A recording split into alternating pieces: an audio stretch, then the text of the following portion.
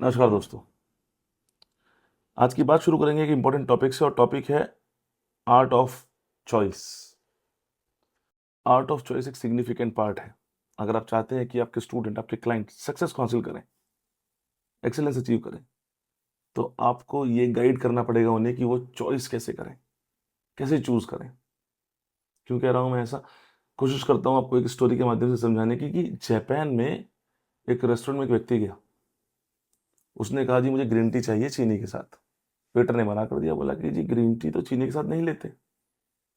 बोला भाई मुझे मेरी ग्रीन टी चीनी के साथ ही चाहिए। तो जो वेटर था वो और पोलाइट और विनम्र हो गया, बोला सर आपको शायद कुछ गलतफहमी हुई है, ग्रीन टी में चीनी नहीं डाली जाती। बंदा बोला चाहिए चीनी। तो वेटर ने मैनेजर के पास गया, बोला कि एक व्यक्ति आ गया और ऐसे ऐसे मैटर फंस गया, क्या करें। तो मैनेजर स्वयं उठ के आया और कहा, बोला सर ग्रीन टी में चीनी नहीं होती। तो आदमी ने फिर से कह दिया, बोला कि जी मुझे तो चाहिए मेरी ग्रीन टी में चीनी। तो मैनेजर ने जवाब दिया, बोला भाई साहब माफ़ी चाहूँगा, हमारे यहाँ चीनी है ही नहीं, अब क्या करें। तो व्यक्ति ने अपनी चॉइस बदल दी। उसने कहा ठीक है तो आप मुझे कॉफ़ी दे दें। तो जब कॉफ़ी उसको सर्व की गई तो उसके सॉसर में 2 शैशे रखे हुए हैं चीनी के। अब वो कंफ्यूज हो गया, स्तब्ध रह गया और उसने क्वेश्चन पुट ऑन कर लिया। बोला कि जी आप तो कह रहे थे चीनी नहीं है, तो ये चीनी कहाँ से आ गई? तो मैनेजर ने जवाब दिया, बोला हाँ जी हमारे पास ग्रीन टी के लिए चीनी नहीं है। तो बेसिकली उसने क्या किया, उसने उसकी चॉइस को गाइड किया सो दैट वो अप्रोप्रिएटली ऑर्डर कर पाए। क्यों कह रहा हूँ ऐसा? क्योंकि बीइंग एन एजुकेटर आपकी रिस्पॉन्सिबिलिटी बन जाती है कि आपके जिम में अगर कोई महिला आ रही है, कोई व्यक्ति आ रहा है, आप उसको प्रॉपरली गाइड करें, उसकी चॉइस को गाइड करें ताकि वो कहीं गलत रास्ते पे ना चला जाए। जिस कारण से भारत में 53% महिलाएं इनएक्टिव लाइफस्टाइल जी रही हैं और 1/3 महिलाओं को हो रखी है लाइफस्टाइल डिजीजेस, जैसे PCOD, PCOS, obesity, diabetes, hypertension. क्या कारण है? कि हम उनको गाइड ही नहीं कर पा रहे कि उनको चॉइस कैसे करना है। क्यों? क्योंकि हमें लगता है कि स्ट्रेंथ, पावर, स्ट्रॉन्ग, ये वर्ड सिर्फ मेल की विरासत में आए हैं, फीमेल के लिए बने ही नहीं है। उनका ट्रेनिंग साइकिल क्या होगा, उनका फीलिंग साइकिल क्या होगा, जब वो लो फील करेंगी due to their natural cycle which is called menstruation cycle, तो उनका ट्रेनिंग साइकिल कैसे बनाया जाना है। उनके पास कोई चॉइस नहीं है, वो अपने हिसाब से सोचेंगे। जब वो अपने हिसाब से सोचेंगे और एक एजुकेटर ने उनको नहीं बताया, नहीं गाइड किया, तो डेफिनेटली क्या होगा, they will lead to inactive life style which finally lead to the diseases. चलिए समझाने की कोशिश करते हैं आपको कि मेंस्ट्रुएशन साइकिल में फीमेल को किन चीज़ों का ध्यान देना चाहिए और ट्रेनिंग का और फ्यूलिंग का क्या इफेक्ट पड़ेगा।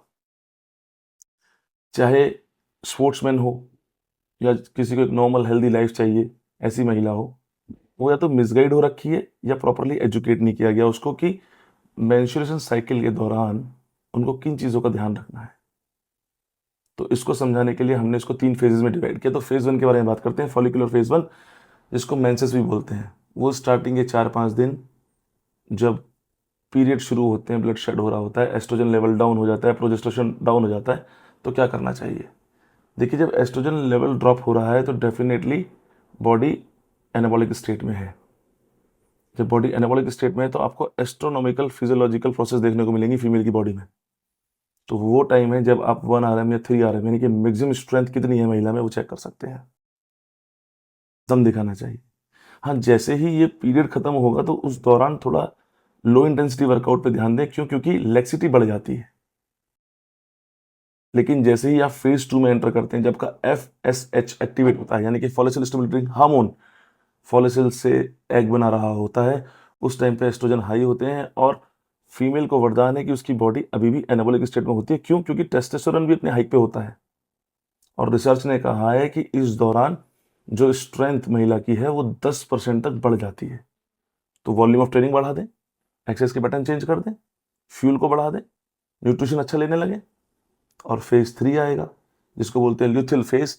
इस फेज में दोबारा से एस्ट्रोजन ड्रॉप करेगा, प्रोजेस्टेरोन बढ़ेगा, मूड स्विंग करेगा, लेथार्जनेस आएगी, वीकनेस आएगी, सर्नोटिन डिक्रीज होगा।